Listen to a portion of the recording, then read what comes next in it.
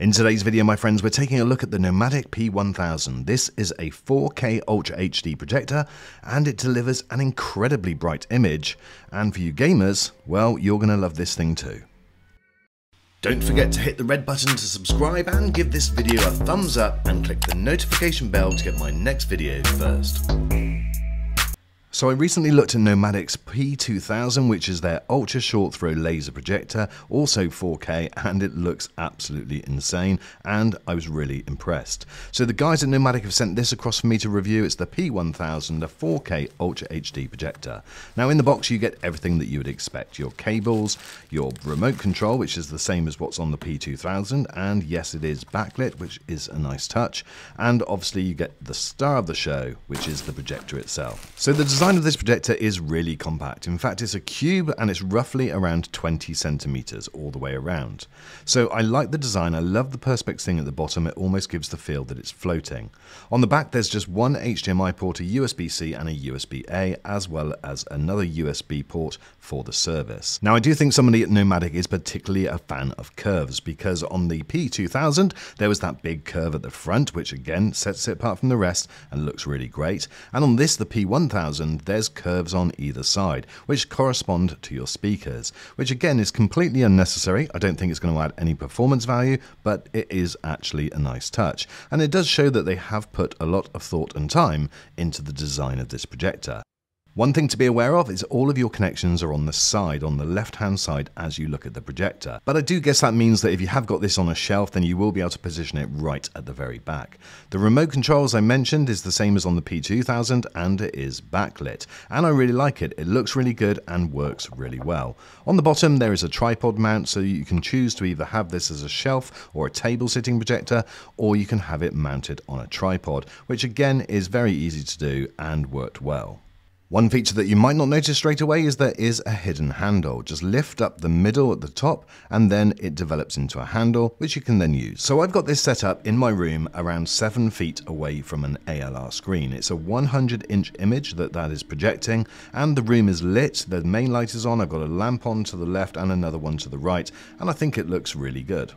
In its brightest mode, this is a 2300 ANSI lumens picture, and as you can see, I've got the blind wide open and it's not doing a bad job. Obviously it's not ideal. With any projector, the darker the room, the better. But obviously it's the middle of the day. I'll lower that blind and you can see how the picture just starts to pop off of the screen. It definitely looks a heck of a lot better once the screen is lowered. And if you're in a pitch black room, then it is really bright.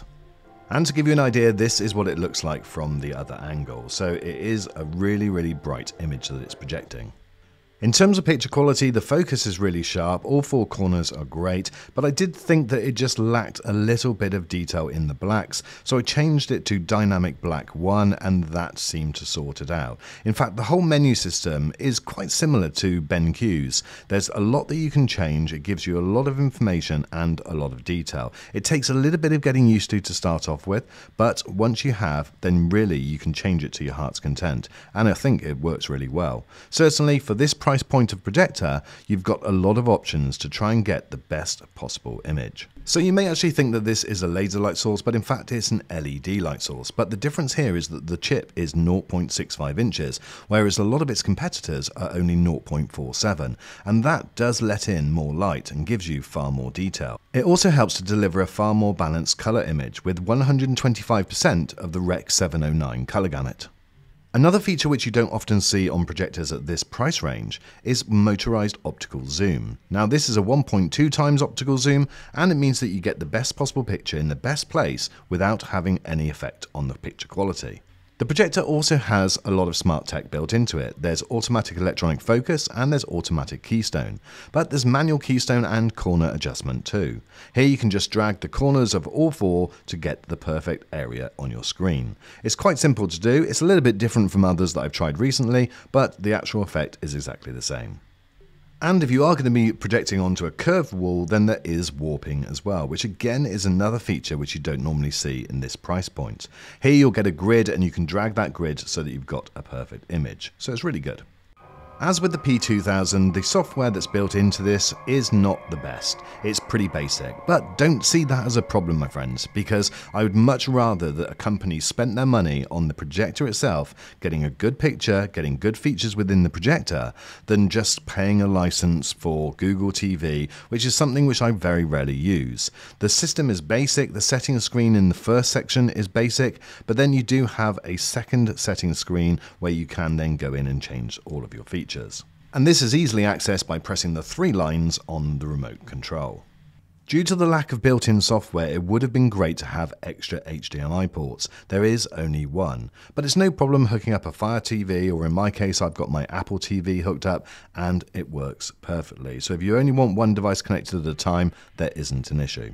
Right, gaming. Gaming is incredible on this TV. The input lag has been measured as low as 4.2 milliseconds, but just for context, that's at 1080p at 240 Hz. But it's not something that you're really going to notice. This plays well no matter what you've got going through it. It really does look impressive, and you enjoy that big screen, which again, something which I do bang on about, is definitely worth it. Another thing that's important to point out is the black level detail on this projector. It is exceptional, and that's a cross between the fact that it delivers well on blacks, but the contrast ratio is around 3000 to 1. So it does mean that you're getting the better difference between those bright scenes and the darker scenes. When it comes to standard TV, well, that plays okay as well. This is in a light room, and I'm going to lower the blind and you can see the difference, but this is just an HD source going through it, and again, it is very, very watchable. In fact, I can't tell much difference between this and a 4K image. So the upscaling capability of that chip is also doing a brilliant job. But it's really for gaming and for big movies that you're going to really love this projector. It delivers an incredible image, and the colors, the black level details, and everything else you really put through this is very, very watchable. Everything looks really good.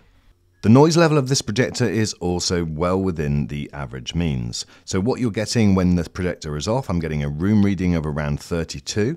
When I turn it on, it peaks up, and then when the opening sequence starts, it goes up to around 55 to 65, and then it comes down and settles at about 33 to 34. Okay, so let's just go through some of those main specs again. So this has a native resolution of 3840 by 2160, based on that 0.65 inch chip. The light source is LED, and it should give you 30,000 hours. Throw ratio is 0.68 to 0.83, and the throw distance is 0.91 meters to 3.27 meters. The image recommended size is from 60 inches going right up to 180 inches, and as we've already mentioned, there's just the one HDMI port. There's also a USB Type-A, and the Wi-Fi input is 5 GHz. Bluetooth is 4.2, and the speakers, as I've mentioned, are Harman Kardon, and they are 6 watt, and there's 2 of those. The power consumption for this is normal at 160 watts and standby of 0.5 watts. And as we mentioned earlier, it's around 20 centimeters cubed. It's 21 by 21 by 17. So this is a great projector. The only one thing that I can find is the lack of a second HDMI port or an HDMI eARC port. But other than that, this is a fantastic device, and I definitely recommend that you check it out.